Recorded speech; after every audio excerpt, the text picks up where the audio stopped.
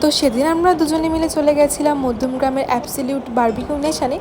তো বারবিকিউতে যাওয়ার আগে কিন্তু ভীষণ ভালো লাগে, খুশি খুশি লাগে যে এখানে এত খাবার অপশান থাকবে, বাট আলটিমেটলি সেখানে গিয়ে কিন্তু আমি পুরোপুরি কোনো কিছুই খেতে পারি না। তো এটাই কিন্তু বারবিকিউ নেশনের সবথেকে প্লাস পয়েন্ট, যে তুমি যে কোনো খাবার যতটা ইচ্ছা ততটাই নিতে পারবে। তো আমিও আমার পছন্দ মতো খাবারগুলো একটু একটু করে নিয়েছিলাম আর পুরো একটা প্লেট সাজিয়ে নিয়ে খেতে বসেছিলাম। তো এই বারবিকিউ নেশনটাতে আমি আগেও এসেছি, আর এখানকার মেন কোর্সের ভিতরে কিন্তু আমার সবথেকে ভালো লাগে ওদের মাটন কষাটা।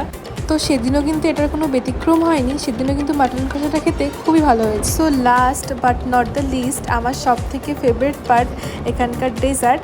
তো বেসিক্যালি আমি কিন্তু বারবিকিউ নেশনে এই ডেজার্ট খাওয়ার জন্যই যাই।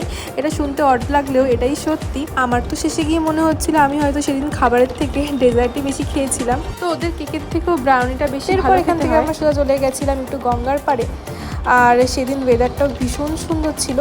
তো এখানে আমরা কিছুক্ষণ বসে টাইম স্পেন্ড করে বাড়ির উদ্দেশ্যে রওনা দিয়েছিলাম। তো আজকে এইটুকুই, দেখা হবে নেক্সট ব্লগে।